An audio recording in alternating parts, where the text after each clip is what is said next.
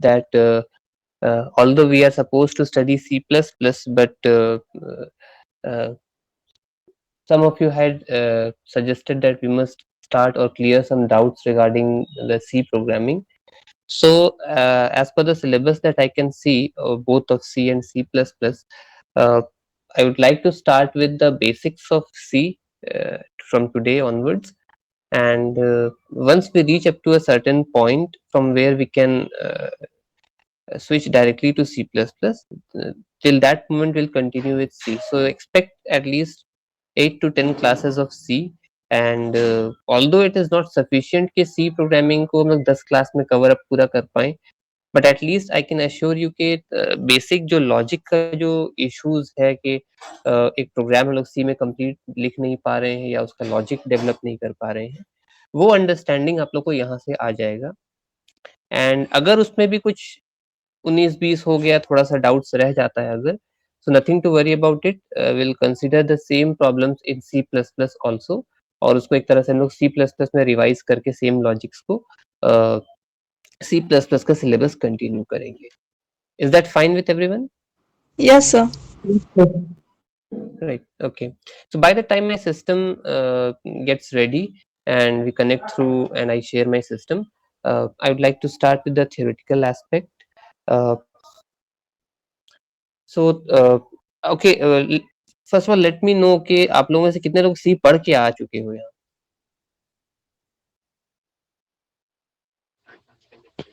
पढ़ा है सर सी. सी पढ़े हैं एक. Okay, anyone Yes, else? sir. I had not studied. Okay. So सी से जब हम लोग स्टार्ट करते हैं, C is a procedural oriented programming language. ठीक है ना? या उसको हम कट शॉर्ट करते हैं, C is a language, right? Minimum अगर कोई पूछता है कि सी क्या है, C is a language. What kind of language? So it is a programming language. All of us know at least this much. Is C a programming language? So there are so many different programming languages. Why do we need a programming language? बात यहाँ से भी continue कर सकते हैं. Why do we need a programming language? Anyone who would like to answer to this question? कि हमें programming language क्यों चाहिए, irrespective of कोई सा भी हो? Anyone? Be quick.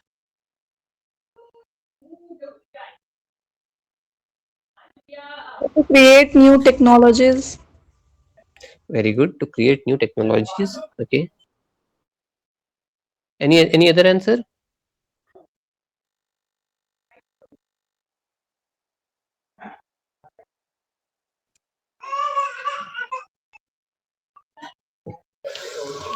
Any other answer? No, sir. No. Okay okay, तो ये तो काफी एडवांस लेवल पे एक आंसर आ गया कि to create new technologies we need a programming language. But क्या ये बात कई हद तक सही हो पाता है कि जैसे latest technology, let's say chat GPT हो गया या और कोई भी हार्डवेयर बेस्ड टेक्नोलॉजी या सॉफ्टवेयर बेस्ड टेक्नोलॉजी जो हम लोग आज के टाइम में देखते हैं, क्या उसको बनाने के पीछे सी सी प्लस प्लस या किसी ऐसे प्रोग्रामिंग लैंग्वेज का हाथ है क्या? बिकॉज आप जब मार्केट में उतरते हो जॉब खोजने के लिए, तो कंपनीज जो खोजती हैं वो आज के टाइम में पाइथन खोज रहे हैं, रस्ट खोज रहे हैं, आर है, एंड्रॉयड है या रिएक्ट है. तो ये सब टेक्नोलॉजी, ये सब प्रोग्रामिंग लैंग्वेजेस या ये सब लेटेस्ट लैंग्वेजेस के बारे में वो लोग डिमांड करते हैं. Again there are certain so many programming languages और रादर द कमांड लैंग्वेजेस जिसका नाम हम लोगों ने शायद कभी सुना ही नहीं है, या उसका सिलेबस क्या है या वो कैसे काम करता है, ये सब चीज हम लोग को पता भी नहीं है, और मार्केट में सब ट्रेंडिंग में चल रहा है. Okay, I would like to answer in the fashion की देखो, हम लोग आज अपने अपने घर में बैठे हैं या कहीं कभी मिलते हैं तो हम लोग बातचीत करते हैं, कम्युनिकेट करते हैं. So we use a language, right?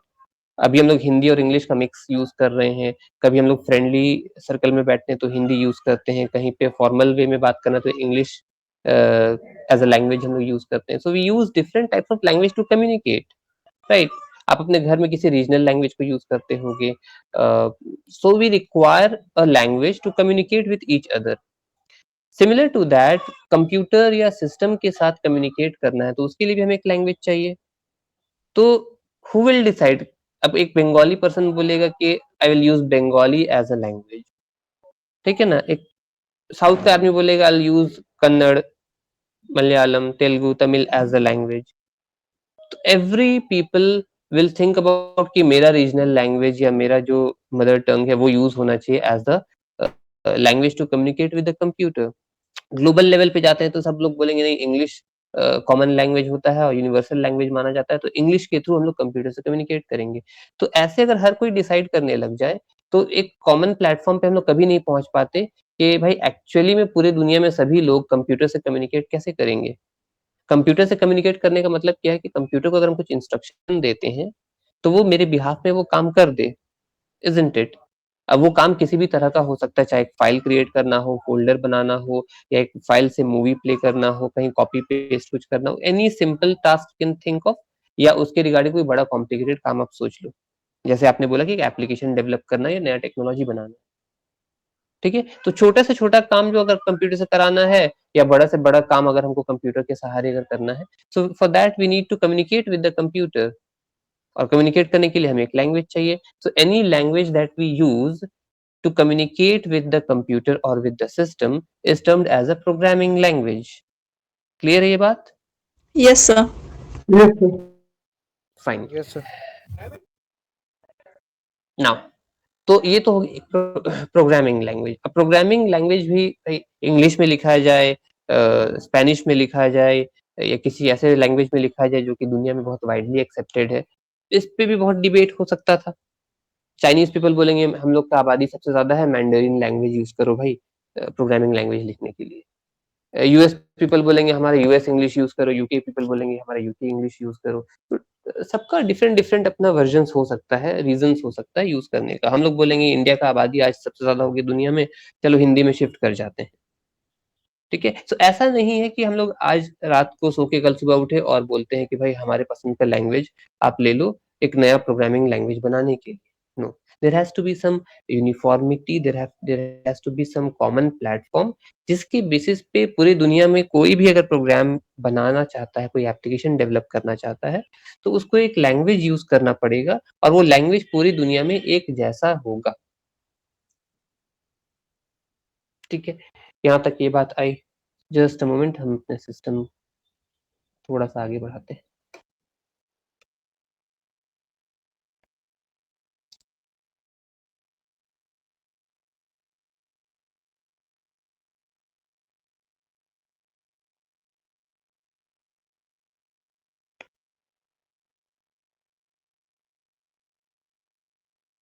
Okay, सो ये तो हो गया लैंग्वेज के बारे में बात। अब प्रोग्रामिंग लैंग्वेज बनाना किसी किसी ने किसी लैंग्वेज में तो लिखना है। सो यहाँ पर different types of programming languages बन गए। इनिशियल फेजेस में बहुत सारे प्रोग्रामिंग लैंग्वेज के ऊपर डिस्कस किया गया। So for example let's say एक हम उस जमाने का बात करें जब कंप्यूटर घर घर तक नहीं पहुंचा था। डेवलपर्स थे या मैथमेटिशियंस थे, कंप्यूटर साइंस इंजीनियर्स थे, रिसर्च स्कॉलर्स थे जो कंप्यूटर्स के बारे में या कंप्यूटर्स को डेवलप करना सीख रहे थे। I am talking about the ages where Charles Babbage, Lady Ada Augusta, जो नाम आप लोगों ने कभी हिस्ट्री ऑफ कंप्यूटर्स पढ़े होगे तो सुना होगा इन सब नामों को। उस जमाने का बात कर रहे हैं, वहां पे क्या होता था, अर्ली फेजेस में हमारे पास कंप्यूटर्स तो अभी जैसे सोफिस्टिकेटेड और इतने डेलिकेट और इतने कॉम्प्लिकेटेड बन गए हैं, ऐसा तो नहीं था। पहले तो और भी बहुत बड़ा सा बल्कि सा हुआ करता था, almost as the size of a room उस साइज का होता था, बहुत हीट जनरेट करता था, उसमें इलेक्ट्रिकल कंपोनेंट्स बहुत ज्यादा होते थे, फिजिकल डिवाइसेस ज्यादा होते थे, ठीक है ना। उसमें इनपुट आउटपुट सिस्टम हमारा दूसरे तरीके से बिहेव करता था। सो बहुत सारा चीज चेंज था। अगर कोई आज के जमाने के कंप्यूटर और पहले जमाने के फर्स्ट जनरेशन के कंप्यूटर को कंपेयर करें तो जमीन आसमान का अंतर दिखाई देगा। तो ये तो हो गया हार्डवेयर के बेसिस पे हम लोग बोल दिए ये बात को कि जमीन आसमान का अंतर दिखाई दिया in terms of shape, size and bulkiness या the devices that are connected. But अगर बात किया जाए इन टर्म्स ऑफ उस जमाने में लैंग्वेज क्या यूज होता था, तो उस जमाने में कोई कॉमन लैंग्वेज नहीं था। एक कंप्यूटर है, उसके ऊपर अगर प्रोग्रामिंग लिखना है तो चार आदमी चार अलग प्रोग्राम्स लिख करके आ गए, एक ही काम का आंसर देना है, सबने आंसर भी जनरेट कर दिया, लेकिन सबका उस आंसर तक पहुंचने का the way of writing the program was totally different, ठीक है। It's like writing x plus y, somebody is writing y plus x, both mean the same thing, but both are writing in different manner. ठीक है, ये तो बहुत वेग सा मैं एक एग्जांपल चुन ली है, बट आई थिंक अगर समझ में आया तो यहाँ तक काफी है बात। तो ये था हम लोग का कि अंडरस्टैंडेबिलिटी उस टाइम में कुछ नहीं था। धीरे-धीरे जब कंप्यूटर्स इवॉल्व होते गए और एक क्लियर कट पाथ दिखने लगा कि okay we are going in the right direction, the only thing that we require is कि जैसे-जैसे हमारा first generation, second generation, third generation ऐसे 5 जनरेशन लैंग्वेजेस कंप्यूटर्स के आए हैं। तो ये जनरेशंस जो थे हमारा मोस्टली हार्डवेयर बेस्ड थे। फर्स्ट जनरेशन में हमारे पास transistor as a hardware use होता था। सेकंड जनरेशन में आए तो हमारे पास फर्स्ट जनरेशन में हमारे पास वैक्यूम ट्यूब्स था। सेकंड जनरेशन में आए तो ट्रांजिस्टर आ गया। थर्ड जनरेशन में आ गए तो हमारे पास इंटीग्रेटेड सर्किट आ गया और फोर्थ जनरेशन तक आते-आते वीएलएसआई टेक्नोलॉजी और अल्ट्रा लार्ज स्केल इंटीग्रेशन, ये सब टेक्नोलॉजीज आ गए थे। तो ये सब टेक्नोलॉजी आने से बेनिफिट क्या पहुंचा? तो आज जो हम लोग देख रहे हैं हमारे पास लैपटॉप और अल्ट्रा लाइट जो मैकबुक या ये सब इतना छोटा-छोटा लैपटॉप से कंप्यूटर्स हो गया। In fact smartphone can be considered as a computer in some extent, up to some extent. तो इन सब से बेनिफिट हमें क्या पहुंचा? साइज छोटा हो गया, स्पीड बढ़ गया, है ना? हम लोग कॉम्प्लिकेटेड प्रॉब्लम्स को सॉल्व कर सकते हैं, मल्टीपल टास्क को पैरेलली रन कर सकते हैं। बेनिफिट्स तो बहुत सारे मिल रहे थे, लेकिन ये जो चेंजेस हुआ तो हार्डवेयर के बेसिस पे हुआ, सॉफ्टवेयर के बेसिस पे, प्रोग्रामिंग लैंग्वेजेस के बेसिस पे क्या चेंजेस आया हर जनरेशन टू जनरेशन। तो प्रोग्रामिंग लैंग्वेजेस के बारे में भी अगर बात की जाए तो एक कॉमन प्लेटफॉर्म पे अगर हम लोग आते हैं तो अगर हम प्रोग्रामिंग लैंग्वेज के बारे में बात करें तो कुछ इस तरह से डिफाइन करेंगे कि फर्स्ट जनरेशन जो हमारे पास था, ठीक है, first generation of programming languages जो थे, वहां पे हमारे पास we use to have monolithic programming. ठीक है, क्या था? Monolithic programming. What do you mean by monolithic programming? Monolithic का मतलब होता है, मोनो मीन्स सिंगल, ठीक है, लिथिक का यहाँ पे मीनिंग होगा लाइन्स। तो ऐसे कोई भी प्रोग्रामिंग जिसमें हम लोग अपना जो सॉल्यूशंस था या जो इंस्ट्रक्शंस था वो सिंगल लाइन्स का, मतलब 1-2 लाइन का इंस्ट्रक्शन देते थे और कंप्यूटर उसी को इवॉल्व करके आउटपुट जनरेट करता था।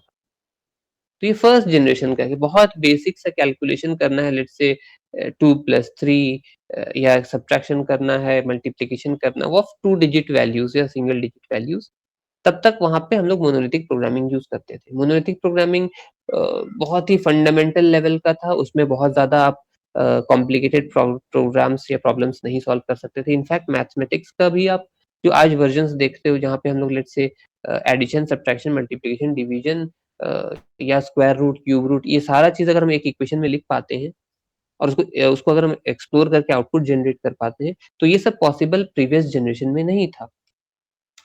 तो जैसे-जैसे हमारा हार्डवेयर इवॉल्व होता गया, प्रोग्रामिंग लैंग्वेज का भी जनरेशन इवॉल्व होता गया। सेकंड जेन में हम लोगों को मिला स्ट्रक्चरल या स्ट्रक्चर्ड प्रोग्रामिंग। ठीक है, नाम से ही पता चल रहा है क्या कि अपने प्रोग्राम को थोड़ा स्ट्रक्चर दिया जाना चाहिए हम लोगों को। हमारे पास हार्डवेयर तो है जो कि अब कॉम्प्लिकेटेड प्रॉब्लम्स को क्विकली सॉल्व कर सकते हैं। सेकेंड जनरेशन के बारे में हम बात करें, जब हमारे पास ट्रांजिस्टर्स एज इलेक्ट्रॉनिक कंपोनेंट्स आ गए थे, तो as compared to vacuum tubes, transistors काफी रिलायबल और काफी क्विक फंक्शनिंग डिवाइस हुआ करते थे। तो वहां पे दिखाई दिया जब हार्डवेयर का परफॉर्मेंस इवॉल्व कर गया, इम्प्रूव कर गया, इनहेंस कर गया है, तो प्रोग्रामिंग लैंग्वेजेस में भी चेंजेस आना चाहिए। तो उस जनरेशन में कुछ लैंग्वेजेस आए होंगे जिसको हम लोगों ने स्ट्रक्चर्ड प्रोग्रामिंग कहा। इनका भी यकीन as compared to first generation they were far better, but again उनका खुद का भी कुछ लिमिटेशंस रहा था। उनको ओवरकम करने के लिए भी introduce the third generation of languages that are known as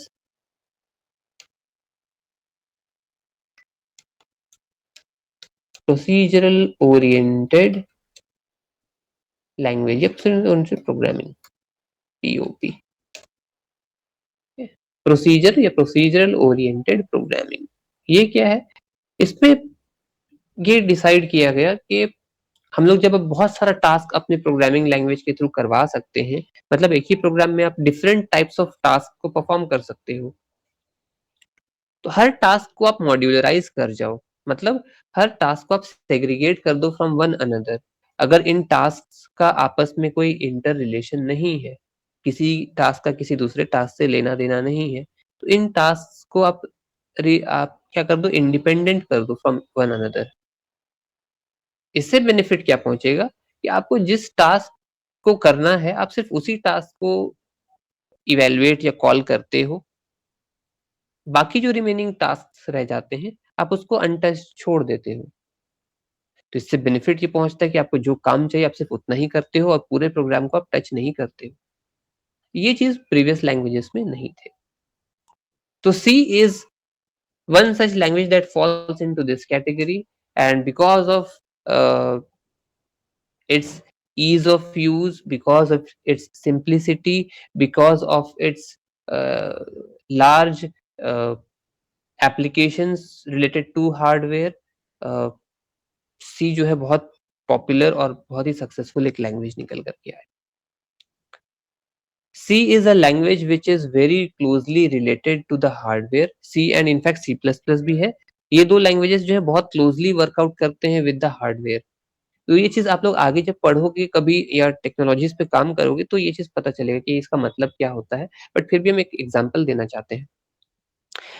हमारा Indian space research organisation ISRO ने जो लास्ट ईयर जो एक सक्सेस हासिल किया कि चंद्रयान मिशन हमारा सक्सेसफुल हो गया, तो उसमें जो स्पेसक्राफ्ट जो लॉन्च किया गया उसमें बहुत सारे प्रोग्रामिंग लैंग्वेजेस लगे हुए थे, बिकॉज उस स्पेसक्राफ्ट को बहुत सारे छोटे से बड़े कॉम्प्लिकेटेड और इजी टास्क परफॉर्म करने थे, right from launching the spacecraft to orbit में उसको ओपन करना, देन उसके सोलर पैनल्स को ओपन करना, उसको बूस्ट करना, उसका वेलोसिटी बढ़ाना, फिर उसको कम करना, डायरेक्शंस चेंज करना, मेंटेन करना, एक रिदम मेंटेन करना, देन जब वो लैंड करे तो लैंडिंग गियर्स उसके लॉन्च करना, उसको लैंड कराना सक्सेसफुली, लैंड होने के बाद उसके अंदर जो मोटर्स एक्टिवेट होंगे, मैकेनिकल डिवाइसेस एक्टिवेट होंगे, वो मूवमेंट अपना स्टार्ट करेगा, लैंड करेगा मून पे और वहां पे अपना कुछ सैंपल्स कलेक्ट करके, इमेजेस कलेक्ट करके भेजेगा वापस। सो ये बोलने को आसान लग रहा है but the thing is very very very complicated, और इस टास्क को अचीव करने के लिए कोई एक लैंग्वेज सक्सेसफुल नहीं था। सो इसमें कैसे काम होता है कि let's say we are using 5 languages, okay, for example we are using 5 languages, इसमें से C और C++ जो है वो दो लैंग्वेज या दोनों में से कोई एक लैंग्वेज को डेफिनेटली यूज किया गया होगा for all the task related to the hardware functionalities. तो जितने भी सेंसर ओरिएंटेड टास्क रहे होंगे जो हार्डवेयर पे ऑपरेट होते होंगे तो वो सारे हमारा क्या होगा, C या C++ पे बेस्ड रहा होगा। बिकॉज हम फिर से बोले C और C++ ऐसे लैंग्वेजेस हैं जो क्लोजली ऑपरेट करते हैं with the hardware. On the other hand अगर आप उसमें पाइथन का रेफरेंस देखो तो पाइथन एज अ लैंग्वेज कहाँ यूज हुआ होगा, पाइथन यूज हुआ होगा वहां सैंपल डेटा कलेक्ट करने के लिए, उसका एक एनालिसिस निकालने के लिए, और एनालिसिस करने के बाद जो एक रिपोर्ट बना होगा उस रिपोर्ट को भेजने के लिए।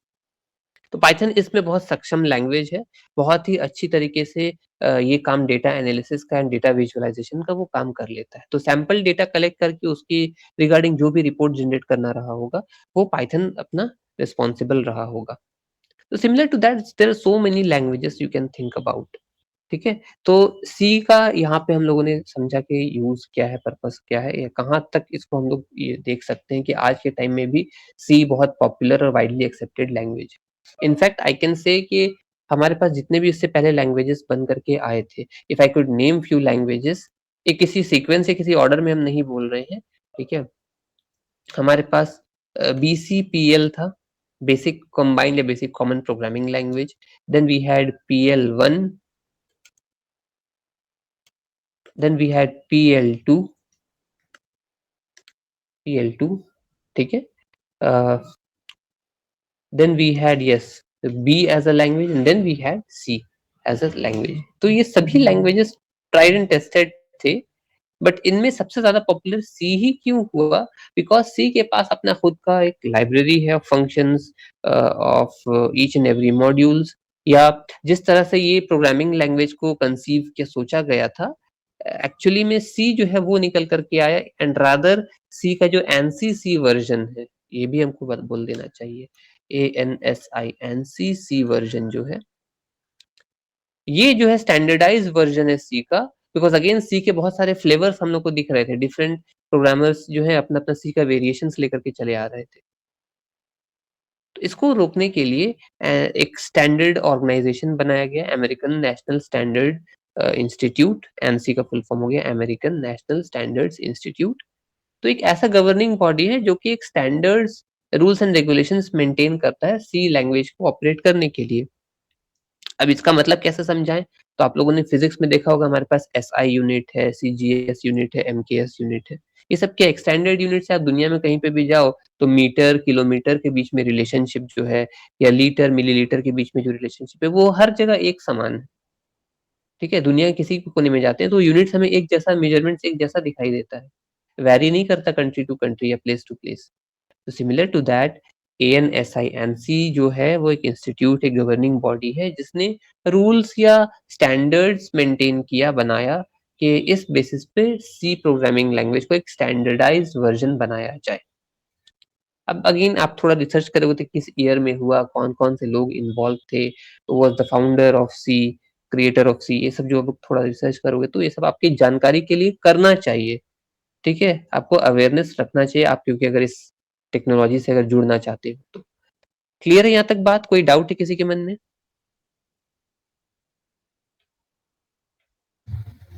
No, sir. Okay, fine. Again इसके जनरेशन हम लोग आगे बढ़ेंगे तो वहाँ पे सी प्लस प्लस और पाइथन, ये सब जावा, ये सारे लैंग्वेजेस भी मिले होंगे। तो सी के बारे में हम लोगों ने यहाँ पे डिस्कस कर लिया। Now so what is a programming language, है ना? what is a language or what is a programming language? uh,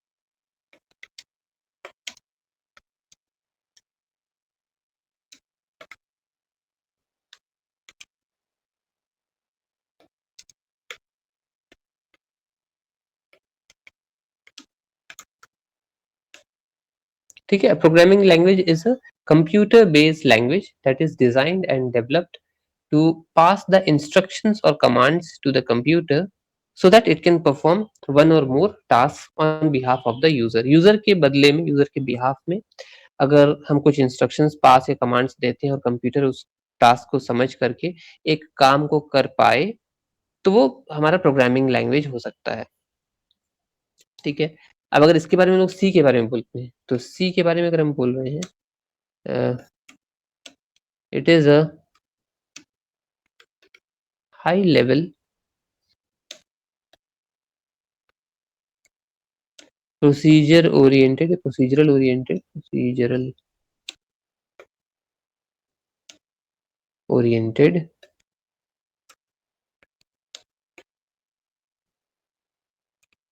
programming language. So see, it is a high level procedural oriented programming language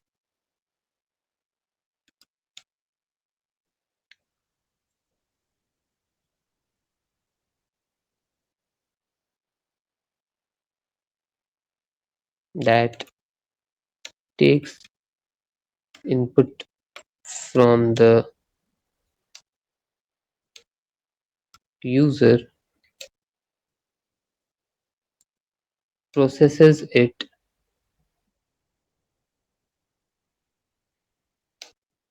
and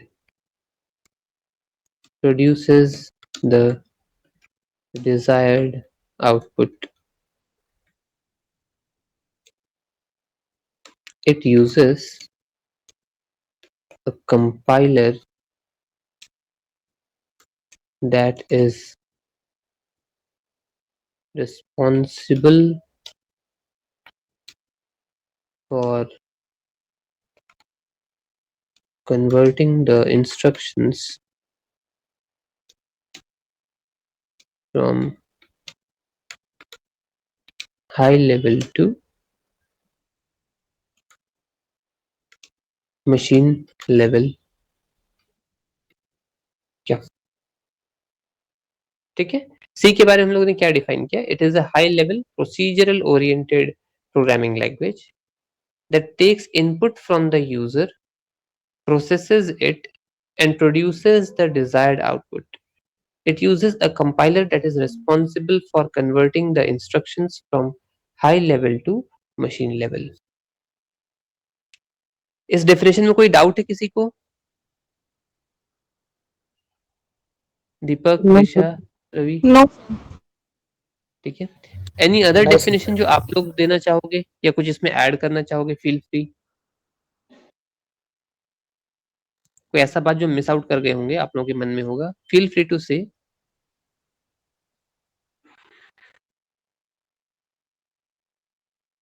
ठीक है, okay. देखो, हम लोग programming language पढ़ेंगे, ठीक है. हम कभी नहीं चाहते हैं कि हम बुकिश लैंग्वेज में हम लोग पढ़ें, बुक को देख करके डेफिनेशन लिखते हैं, या जो सिलेबस है उसी को कंस्ट्रेंट करके हम लोग पढ़ें और उतना ही पढ़ करके निकल जाए. प्रोग्रामिंग लैंग्वेज एक बहुत इंटरेस्टिंग चीज हो सकता है, और उतना ही सरल, उतना ही आसान चीज हो सकता है जितना आसान अगर किसी को यहाँ पे चाय बनाना लगता है. अगर आपको लगता है कि आपके लिए चाय बनाना एक आपके बाएं हाथ का खेल है, या आपको पसंद है, आपको लगता है कि आसानी से बन सकता है, then trust me, programming language या को समझना और उसके बेसिस पे प्रोग्राम्स बनाना भी उतना ही आसान है. It's just a matter of having the interest. अब ये इंटरेस्ट सही दिशा में जागे, इसी का प्रयास हम लोग यहाँ बैठ करके आज कर रहे हैं. तो जब तक इंटरेस्ट बना रहेगा तभी तक सही समझ में आएगा, अच्छा लगेगा. जिस दिन से समझ में नहीं आएगा वो कॉम्प्लिकेटेड लगने लगेगा और उससे साथ छूटता चला जाएगा. So don't take it as a serious class. Don't take it as कि यहाँ पे बहुत हमको वन साइडेड कम्युनिकेशन में ही चलना है. ठीक है, feel free to answer, feel free to ask whatever you wish to ask. कहीं कुछ नहीं समझ में आए, कहीं कुछ छूट जाए, या आपको अपना भी सजेशन देना है, फील फ्री. तभी हम लोग सीख पाएंगे. और ऑनलाइन में पढ़ने का कहीं ना कहीं ये फायदा भी है कि हमको कोई देख नहीं रहा है सामने से.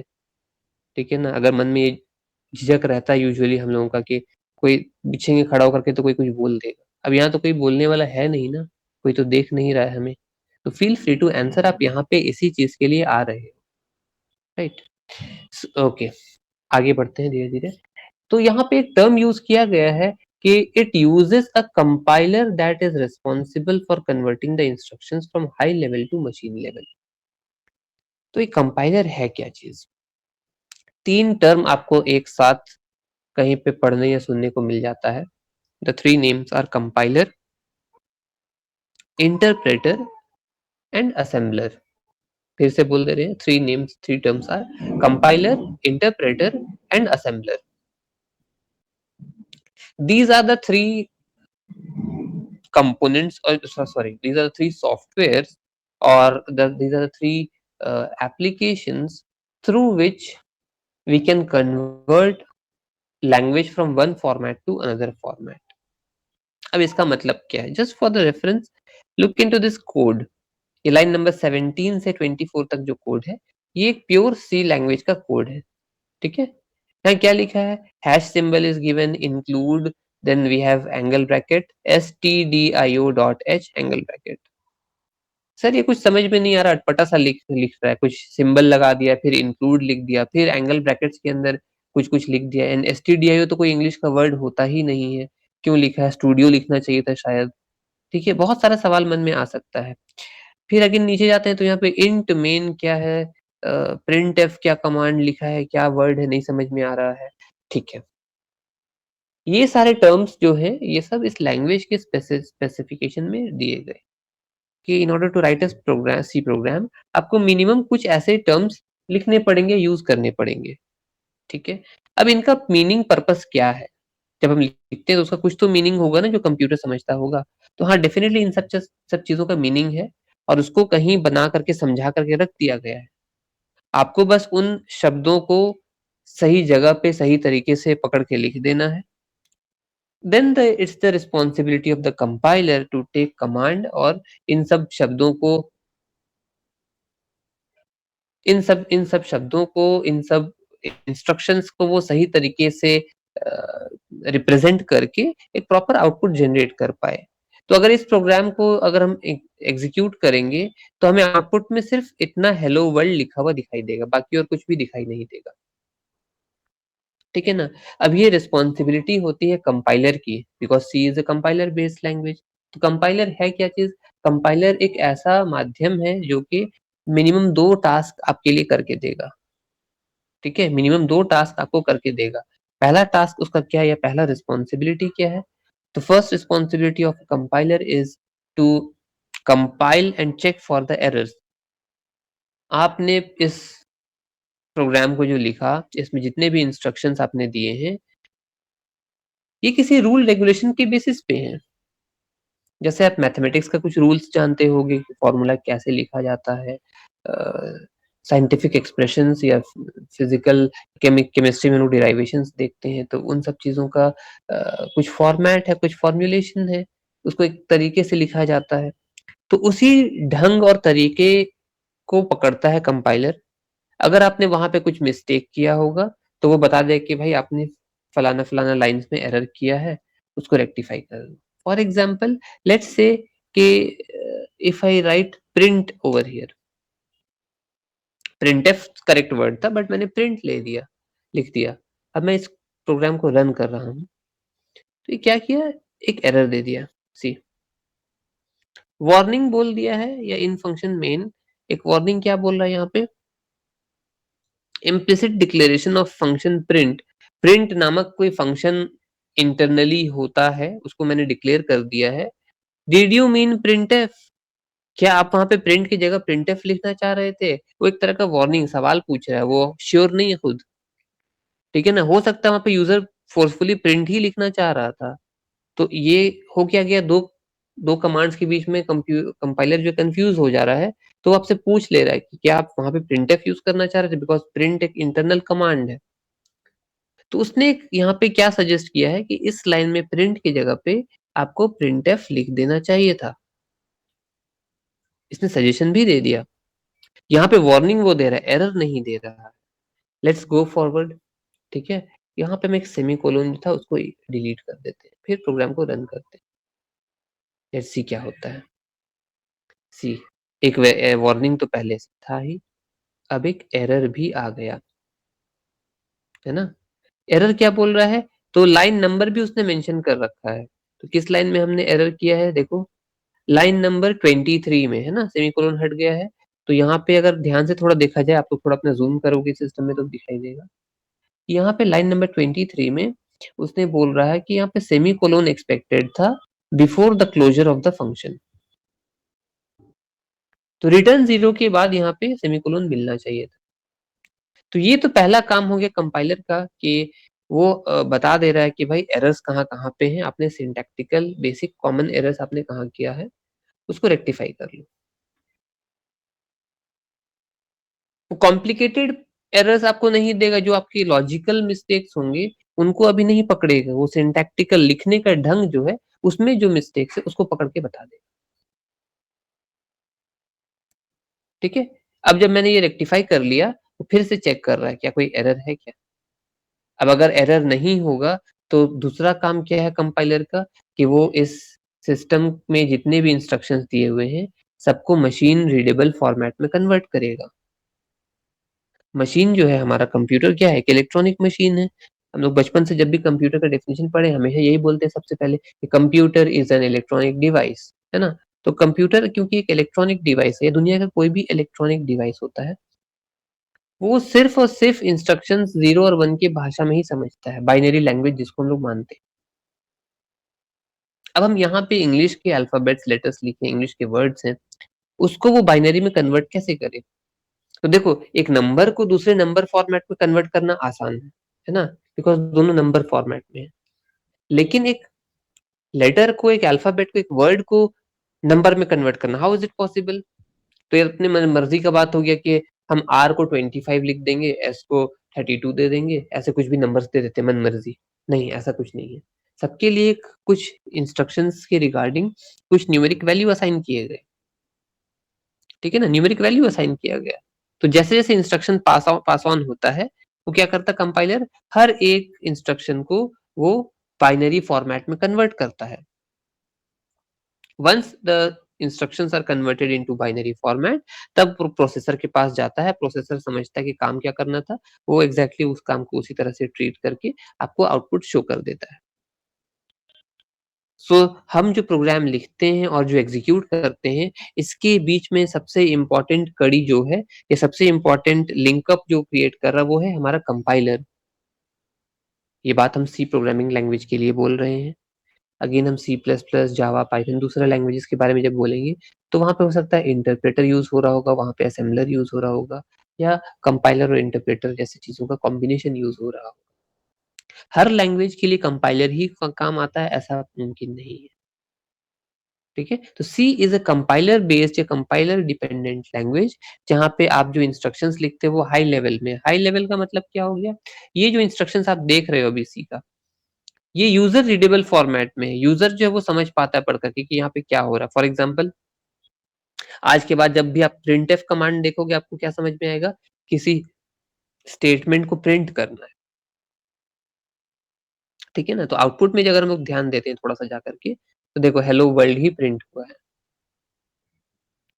तो किसी इंस्ट्रक्शन को, किसी सेंटेंस को कुछ प्रिंट करके दिखाना है, तो प्रिंट एफ कमांड यूज होता है सी में। ये आज हम लोगों को समझ में आया, और आज से आगे आने वाले समय तक हम लोग याद रखेंगे इस चीज को। और ऐसे कई सारे इंस्ट्रक्शंस मिलेंगे, तो ये बात तो हम लोग धीरे धीरे प्रैक्टिस करेंगे तो समझ जाएंगे, सीख जाएंगे। लेकिन कंप्यूटर बीइंग अ बाइनरी या इलेक्ट्रॉनिक डिवाइस, वो बाइनरी लैंग्वेज ही सिर्फ समझता है, तो वो print F, int, main, hash, include, ये सब कुछ नहीं जानता है। कब तक? जब तक कि उन सब चीजों को सही तरीके से बाइनरी लैंग्वेज में ट्रांसलेट ना किया जाए। तो भाई ये ट्रांसलेट कौन करेगा? हमें आपको तो नहीं आता बाइनरी लैंग्वेज, और हमारे लिए मुमकिन भी नहीं कि हम हर इंस्ट्रक्शन को ट्रांसलेट कर पाए। बिकॉज चलो ठीक है, आज ना 4 लाइन का प्रोग्राम लिख रहे हैं, कल तुम एक एप्लीकेशन डेवलप करने में तुम 4000 लाइन्स लिखोगे, तो क्या हर एक लाइन को तुम बाइनरी में भी कन्वर्ट करोगे? No, it's not feasible, it's not technically possible नहीं है। बिकॉज आप जितना समय लिखने में लगाओगे, उससे ज्यादा समय आप उसको कन्वर्ट करने में लगा दोगे, तो ये फिजिबल नहीं था, है ना। इसको करने के लिए हम लोगों ने कंपाइलर लगा दिया।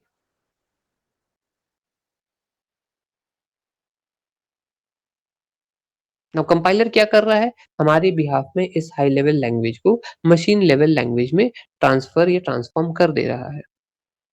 मतलब कि यूजर रीडेबल लैंग्वेज से मशीन रीडेबल लैंग्वेज में कन्वर्ट कर रहा है। ये बात क्लियर है सबको? कंपाइलर के बारे में समझ में आ गई? Yes, sir. जब इस बात को उठाए ही है, कंपाइलर और इंटरप्रेटर दोनों को उठाए हैं, तो एक बेसिक सा डिफरेंस है बिटवीन कंपाइलर एंड इंटरप्रेटर। कोई बताना चाहेंगे आप में से? क्या डिफरेंस है बिटवीन कंपाइलर एंड इंटरप्रेटर? एक डिफरेंस बता दो।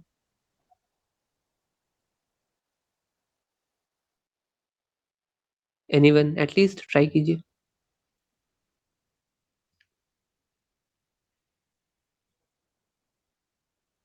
ओके, हम बता देते हैं। सर लास्ट वाला आपने क्या बोला? कंपाइलर और इंटरप्रेटर, ठीक है, हम यहाँ पे लिख दे इंटरप्रेटर रहे हैं। सर। Okay sir. हाँ बोलिए बोलिए बोलिए। सर इंटरप्रेटर का क्या मतलब होता है? कंपाइलर एंड इंटरप्रेटर, ठीक है।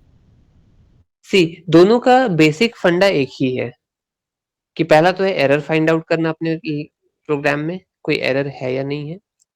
दूसरा काम क्या है दोनों का? अगर एरर नहीं है, तो उस इंस्ट्रक्शंस को या उस प्रोग्राम को हाई लेवल से मशीन लेवल में कन्वर्ट कर देना है, मतलब बाइनरी फॉर्मेट में कन्वर्ट कर देना है, ठीक है। फर्क सिर्फ दोनों में एक क्या है, बेसिक फर्क क्या है, कंपाइलर जो है मेरे पूरे प्रोग्राम को एक साथ टेस्ट कर देता है कि कहाँ कहाँ पे एरर है। तो अभी अगर हम यहाँ पे इस प्रोग्राम में अगर 3 जगह एरर करते, लेट्स से लाइन नंबर 20 में, फिर 22 में, फिर 24 में, तो हमको एक साथ एरर बता देते कि लाइन नंबर 20 में एरर है, 22 में एरर है, 24 में एरर है, रेक्टिफाई कर लो। लेकिन वही जगह पे अगर किसी लैंग्वेज में हम अगर इंटरप्रेटर यूज कर रहे होंगे, तो इंटरप्रेटर क्या करता है, line by line error trace out करता है। तो अगर मेरे लाइन नंबर 20 में एरर रहता, तो वो रोक देता वहां पे, आगे बढ़ता ही नहीं कि भाई साहब आपके लाइन नंबर 20 में एरर है, मिस्टेक है, इसको रेक्टिफाई करो, तब हम आगे बढ़ेंगे। तो आपने उस एरर को खोजा, आपने रेक्टिफाई किया, फिर वो इंटरप्रेटर फिर आगे बढ़ा, चेक कर रहा, फिर लाइन नंबर 22 में उसको एरर मिला, फिर रुक गया, फिर बोल रहा आपकी लाइन नंबर 22 में एरर है, उसको रेक्टिफाई करो, फिर हम लोग आगे बढ़ेंगे। फिर 22 में हम रेक्टिफाई किए, तो फिर 24 में एरर आया, तो वहां पे फिर रुक गया। तो ऐसे करके वो हर लाइन पे जहां पे एरर मिलता है, इंटरप्रेटर वहीं रुक जाता है, आगे वाली लाइंस को टेस्ट नहीं कर पाता है। सो फाइनली हम लोग क्या बोल सकते हैं कि कंपाइलर जो है हमारा, वो पूरे प्रोग्राम को एक साथ टेस्ट करके जहां जहां पे एरर्स हैं, सारे एरर्स एक साथ जमा करके हमको बता देता है। On the other hand interpreter क्या करता है, वो लाइन बाय लाइन एरर्स को डिटेक्ट करता है, और जिस लाइन में एरर उसको दिखाई देता है वहीं रुक जाता है, आगे नहीं बढ़ता है।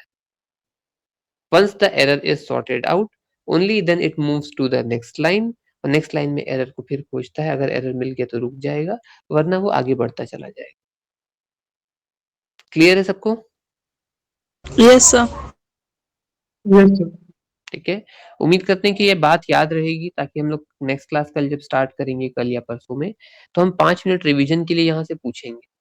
तो आपको बुकिश लैंग्वेज नहीं जानना है, जैसे हम लोग आराम से बात कर रहे हैं उसी तरह से आप बात को याद करके समझ लो, या फिर आप बुक से पढ़ के देख के याद रखना चाहते हो तो it's fine with me, but you must remember these fundamental things. Interview में अगर आप कभी कहीं बैठोगे, या अपने कॉलेज लेवल पे जब वाइवा दोगे, एक्सटर्नल कोई आएंगे, तो बहुत सोफिस्टिकेटेड क्वेश्चंस नहीं पूछते हैं, वो आपसे इन्हीं चीजों के बारे में बोलेंगे, हाँ बताइए कंपाइलर और इंटरप्रेटर में डिफरेंस क्या है। जो लोग सी पढ़ के आए हो एग्जाम दे करके, वो लोग मानो कि हम सही बात बोल रहे हैं इन चीजों के बारे में, कि यही सब चीज तो हम लोग से पूछा गया था, हम लोग नहीं बोल पाए, आगे में और भी बहुत सारे ऐसे टर्मिनोलॉजीज मिलेंगे। राइट, तो आज हम लोगों ने देखा कि सी क्या है, प्रोग्रामिंग लैंग्वेज क्या है, कंपाइलर इंटरप्रेटर क्या है। ओके, आगे बढ़ते हैं। ठीक है, आगे बढ़ते हैं हम लोग। सही जा रहे हैं या कोई स्लो कर देना चाहिए इस चीज को? सही कह रहे सर। ठीक है, हाँ ना, लेट नाइट में हम लोग स्टार्ट किए हैं क्लास, कहीं आप लोग थक गए होंगे। नहीं सर ठीक है। Very good. ना, आज ये जो 4 लाइन का प्रोग्राम है, इसको हम थोड़ा सा 10 मिनट में कंक्लूड करना चाहेंगे, है क्या चीज। ठीक है, बहुत इंपॉर्टेंट है, ध्यान से समझने की कोशिश कीजिएगा सभी कोई चीज ऐसा नहीं समझ में आए तो उसको हम लोग कैरी फॉरवर्ड करके नेक्स्ट क्लास तक भी लेकर के जाएंगे। दीपक प्लीज म्यूट कर लीजिए। Okay sir. हाँ, thank you. Now first line ये क्या है, this is known as the header file. ठीक है, ये जो दिखाई दे रहा है stdio, stdio stands for standard input output. ठीक है, standard input output header file. Header file हम लोग को क्यों चाहिए? ठीक है, हम लोग यहाँ पे कुछ इंस्ट्रक्शंस यूज कर रहे हैं, जैसे printf एक इंटरनल कमांड है, इंग्लिश का कोई वर्ड नहीं है, लेकिन printf एक इंटरनल कमांड है सी का, जिसको हम लिखते हैं तो कंपाइलर ये समझता है कि कुछ स्टेटमेंट यहाँ यूजर प्रिंट कराना चाह रहा है। So whatever we write inside the printf command will get printed exactly the same way as it has been written। जैसा यहाँ पे आप लिखोगे वैसा ही हूबहू यहाँ नीचे दिखाई भी देगा, है ना, देख सकते हो आप मैच करके, ये मैच कर रहा है।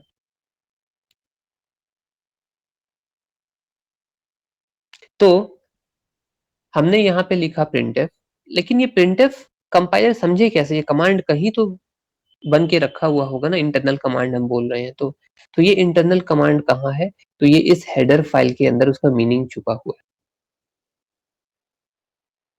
ठीक है, उस हेडर फाइल के अंदर printf और वैसे कई सारे कमांड्स का मीनिंग वहां पे छुपा हुआ है. सो if you want to use any such command like printf, scanf और such commands, तो आपको उन कमांड्स को यूज करने के लिए एक हेडर फाइल लिखना पड़ेगा या उस हेडर फाइल को अपने प्रोग्राम में इंक्लूड करना पड़ेगा.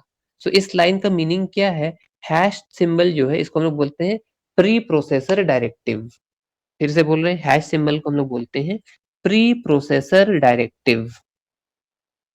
ये क्या करता है? इसकी मदद से हम लोग इंक्लूड करते हैं अपनी इस प्रोग्राम में इस पर्टिकुलर हेडर फाइल को, क्योंकि जब तक हम इस हेडर फाइल को इंक्लूड नहीं करेंगे, अपने प्रोग्राम में नहीं लिखेंगे, तब तक इसका मीनिंग क्लियर नहीं होगा कंपाइलर को. ठीक है ना? तो उसका मीनिंग समझाने के लिए कि भाई प्रिंटफ है क्या, काम क्या करना है, तो वो हेडर फाइल आपको लिखना पड़ेगा, मजबूरी है, हम उसके बिना नहीं चल सकते हैं. So if you are writing printf command, and definitely आप एक प्रोग्राम इसलिए लिख रहे हो ताकि आप आउटपुट में कुछ देखना या दिखाना चाहते हो, तो दिखाने के लिए हम लोग printf कमांड यूज करेंगे. So for every program we are going to use printf command, और printf कमांड के लिए मेरा मजबूरी है कि हमको उसका हेडर फाइल को अपने प्रोग्राम में इंक्लूड करना पड़ता है. So this is the way how we write और include any header file in a program. इस प्रोग्राम में हम लोग सिंगल हेडर यूज कर रहे हैं, हेडर फाइल जिसका नाम है standard input output. So basic input output functionalities के लिए जो हम लोग कमांड्स यूज करेंगे, वो सारे कमांड्स कहाँ बिलोंग करते हैं? stdio.h. .h का मतलब डॉट हेडर फाइल. क्लियर है पहला लाइन? कोई doubt? No, sir. Okay, fine. तो पहले हमने हेडर फाइल इंक्लूड किया अपने प्रोग्राम में. एक प्रोग्राम में आप कई सारे हेडर फाइल्स लगा सकते हो. मैथमेटिकल ऑपरेशंस के लिए हम लोग आगे चल करके math.h हेडर फाइल यूज कर सकते हैं. स्ट्रिंग जब इनपुट कराएंगे, जहाँ पे अपना नाम इनपुट करना है या कैरेक्टर्स इनपुट करना है, तो वहां पे हम लोग string.h string header file use कर सकते हैं. और ऐसे बहुत सारे हेडर फाइल्स आते हैं, धीरे धीरे आगे बढ़ेंगे तो मिल जाएगा इन सब का purpose. Fine. Next very important line, line number 20, int main. This is the starting point of execution of a program. जैसा हम बोल रहे हैं, कोशिश कीजिए आप वैसा ही याद कर लेने का तो बेहतर है. int main is considered as the starting point of execution of a program. एक प्रोग्राम रन कहाँ से करेगा, एग्जीक्यूट कहाँ से करेगा, उसका स्टार्टिंग पॉइंट कुछ होना चाहिए था. तो ये मेन फंक्शन जो ये वही स्टार्टिंग पॉइंट है. इसको अगर आप लेमैन टर्म्स में अगर हम बोलें कि भाई आपकी गाड़ी का जो किक होता है या स्टार्टर होता है, जहां से आप गाड़ी को स्टार्ट करते हो, इंजन स्टार्ट करते हो, तो ये बस मेन फंक्शन वही चीज है.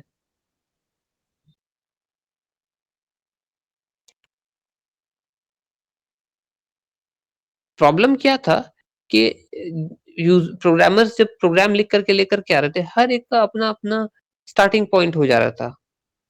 कोई कोई फंक्शन से स्टार्ट कर रहा था, कोई किसी और इंस्ट्रक्शन से स्टार्ट कर रहा था. डेवलपर्स ने बोला नहीं रुको, एक जैसा यूनिफॉर्मिटी चाहिए. उसके लिए क्या करना पड़ेगा? स्टार्टिंग पॉइंट भी एक जैसा बना दो. तो सी का प्रोग्राम कोई भी लिखते हो, आपका प्रोग्राम को रन करने का जो जिम्मेदारी है कंपाइलर का, वो इंट मेन से ही शुरू होगा. अब बोलोगे सर जब ऐसा ही बात था तो उसको हेडर फाइल से पहले क्यों नहीं लिख दिए? हेडर फाइल से पहले इसलिए नहीं लिखे बिकॉज हेडर फाइल को आप अपने प्रोग्राम के अंदर इंक्लूड नहीं कर रहे हो, मतलब अपने इंस्ट्रक्शंस के अंदर इन्वॉल्व नहीं कर रहे हो. रादर वो हिस्सा बन रहा है आपके प्रोग्राम का just to support the instructions, है ना? ये कमांड जो printf कमांड है, इसके सपोर्ट के लिए ये standard input output header file हम यूज कर रहे हैं. अदरवाइज हम अपने प्रोग्राम में जो कमांड्स देंगे उस पे उसका कोई इम्पैक्ट नहीं पड़ेगा. ठीक है ना? तो सपोर्टिंग कैरेक्टर प्ले करने के लिए, सपोर्टिंग रोल के लिए वो यहाँ पे आया है ताकि इसका अंडरस्टैंडेबिलिटी, इसका मीनिंग जो है वो क्लियर हो सके कंपाइलर को, भाई किस पर्पस से यूज कर रहे हो. तो मेन मेथड जो है या मेन फंक्शन जो है, ये स्टार्टिंग पॉइंट होता है हर एक प्रोग्राम का. और चूंकि ये स्टार्टिंग पॉइंट है और स्टार्टिंग पॉइंट हमेशा एक ही होना चाहिए, तो आपके प्रोग्राम में ना तो एक से ज्यादा मेन मेथड होगा, ना एक से कम मेन मेथड हो सकता है. Without a main method, a program will never execute. If you have two or more main methods, again there will be an error, a confusion will arise. Compiler confuse हो जाएगा, कौन सा main method सही है, कहाँ से हम start करें. ठीक है ना। तो कंफ्यूजन नहीं रखना है, इसीलिए आपके प्रोग्राम में एक और सिर्फ एक मेन मेथड होना चाहिए। क्लियर है? सिर्फ और सिर्फ एक मेन मेथड होना चाहिए। Yes sir. ओके, तो मेन मेथड के अंदर आ गया। अगेन इसमें ये क्या है, इंट क्या है, int is the return type. ठीक है, रिटर्न टाइप का मतलब क्या है, ये फंक्शन जो होता है ये दो तरीके का हो सकता है, या तो एक फंक्शन एक वैल्यू रिटर्न कर रहा होगा या नहीं कर रहा होगा। अगर ये कोई फंक्शन कोई वैल्यू रिटर्न नहीं करेगा तो इंट की जगह पे आप लिखोगे void void main। void term का मतलब होता है कि कुछ नहीं रिटर्न होगा, मतलब वो फंक्शन लिखा कुछ इंस्ट्रक्शंस, आउटपुट दे दिया, लेकिन बदले में कुछ वैल्यू रिटर्न नहीं कर रहा है। अभी रिटर्न क्या और किसे करता है वो हम लोग नेक्स्ट क्लास में देख लेंगे। फिलहाल अभी इस प्रोग्राम के लिए हम लोग यहाँ पे void की जगह पे int main यूज कर रहे हैं। अगेन उसके पीछे रीजन ये कि हम क्योंकि ऑनलाइन कंपाइलर पे काम कर रहे हैं, अभी वो सर्वर से कनेक्टेड है, तो कुछ चीजों को उसने फिक्स रख रखा है कि void main की जगह आप int main ही यूज करोगे। हाँ, लेकिन जब हम लोग अपने इंटरनल कंपाइलर्स पे जब काम करेंगे, जैसे टर्बो सी हो गया, तो वहां पे हम लोग क्या करेंगे, हम लोग void main int main इन दोनों में से कुछ भी लिख सकते हैं। नाउ हर एक मेन फंक्शन का अपना बॉडी होता है, तो this is the starting point of main method, this is the end point of main method. ठीक है, हर एक मेन मेथड का एक बॉडी होगा, करली ब्रैकेट ओपन है जो वहां से बॉडी ओपन हुआ, करली ब्रैकेट क्लोज है तो वहां पे बॉडी क्लोज हो गया। मेन मेथड के अंदर सारा काम होगा। अब ये सारा काम का मतलब क्या है, तो हम इसको बहुत ब्रीफली एकदम कंक्लूड कर देते हैं। तीन काम हम करते हैं। आप एक प्रोग्रामिंग लैंग्वेज का सहारा ले रहे हो या कंप्यूटर का सहारा लेते हो, आप तीन काम करने के लिए। फर्स्ट, आप इनपुट कुछ प्रोवाइड करोगे, टू गिव इनपुट। ठीक है, इनपुट हो जाने के बाद आप कुछ इंस्ट्रक्शन देते हो ताकि उस इनपुट के बेसिस पे कुछ कैलकुलेट हो, इवेलुएट हो, प्रोसेस करे कुछ कंपाइलर या कंप्यूटर। तो इनपुट के बाद प्रोसेसिंग होता है, प्रोसेसिंग होने के बाद जो रिजल्ट मिलता है आप उसको आउटपुट में डिस्प्ले करते हो। सो इनपुट प्रोसेस आउटपुट, तीन फंडामेंटल फंक्शंस या तीन फंडामेंटल ऑपरेशंस हमको ध्यान में रखना है। हमको कुछ वेरिएबल्स का वैल्यू इनपुट कराना पड़ेगा, उन वैल्यूज को हम देंगे। नेक्स्ट उसके बाद कुछ फॉर्मूला लिखा हुआ होगा, उस फॉर्मूला पे उन वैल्यूज को लेके इवेलुएट करेंगे तो एक रिजल्ट निकल के आएगा और उस रिजल्ट को हम लोग प्रिंट कर देंगे। सो इनपुट प्रोसेस आउटपुट, ये सीक्वेंस हमको ध्यान रखना है। आप एक मेन मेथड में यही तीन काम खोजोगे। तो नेक्स्ट क्लास से हम लोग जब एक प्रोग्राम देंगे, हम लोग डिस्कस करेंगे, आपको बस ये ध्यान में रखना है कि इस प्रोग्राम के रिलेटेड इनपुट क्या हो सकता है, क्या क्या हो सकता है इनपुट, प्रोसेस क्या करना है, मतलब इस प्रोग्राम के रिगार्डिंग हमारा फॉर्मूला क्या हो सकता है। ठीक है, और उसके बाद आउटपुट जो निकल कर के आ रहा है हमको उसको डिस्प्ले कैसे कराना है। बस ये तीन चीज आप क्लियर रखो, देखो आपका प्रोग्राम कितना आसानी से बन जाएगा। And I will prove it to you all कि आप लोगों को लगने लगे कि हाँ ठीक है, सर आपने जो बताया जिस तरीके से वो प्रोग्राम हमारा उसी तरह से बन रहा है और हम लोग उसको विजुअलाइज कर पा रहे हैं। The only idea is visualisation. आपको जो क्वेश्चन दिया जा रहा है, प्रॉब्लम स्टेटमेंट दिया जा रहा है, आप उसको विजुअलाइज कैसे करते हो, देखते कैसे हो, किस नजरिए से। ठीक है, तो आप उसको जैसे विजुअलाइज करोगे कि इसमें कितना वेरिएबल्स चाहिए, किस टाइप का वेरिएबल्स चाहिए है, उसमें हम कितना वैल्यूज या क्या वैल्यूज इनपुट करने वाले हो, किस पर्पज से ले रहे हैं, प्रोसेस क्या करेगा, फॉर्मूला हमको कैसे पता चलेगा, और ये इवेलुएट होने के बाद रिजल्ट में क्या मिलना चाहिए और हम उसको प्रिंट कैसे कराएंगे। ये क्वेश्चंस के आंसर्स अगर आप कर लिए, खोज पाए, तो आपका प्रोग्राम बन गया है। बिकॉज हर प्रोग्राम लगभग लगभग एक ही जैसा दिखता है और लिखाता है। ठीक है ना, बस बीच में formula, number of variables, types of variables, यही चेंज होने वाला है। Is that clear? Yes, sir. Yes sir. ठीक है, for next class I would suggest कि आप लोग इतने सारे चीजों को समझने के बाद बस एक राउंड पढ़ के, हम याद करने समझने नहीं बोल रहे हैं, अगर समझ में आ जाती तो इट्स वेल एंड गुड, हमारा टाइम बचेगा। अगर एटलीस्ट पढ़ पाओ कहीं से भी, बुक से, इंटरनेट से, कहीं से भी, वेरिएबल्स क्या होते हैं, डेटा टाइप्स क्या होते हैं, कीवर्ड्स क्या होते हैं, ये तीन चार चीज जो फंडामेंटल कंपोनेंट्स एक प्रोग्राम को लिखने के लिए जो सामग्री हम लोग को चाहिए, वो अगर समझ में आ जाए या आप लोग पढ़ के आ जाओ, ताकि हम जब पढ़ाएं तो समझ में आने लगे, तो हम दोनों का हेल्प हो जाएगा। Is it clear? हो पाएगा इतना? Yes, sir. ठीक है.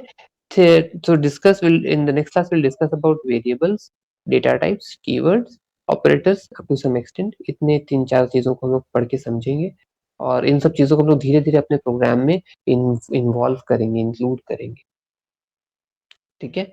So with this point I would like to end today's class. Okay, any doubts? No, sir. No, sir. Okay, so I hope so. We'll see you all in next class. Thank you. Thank you, sir.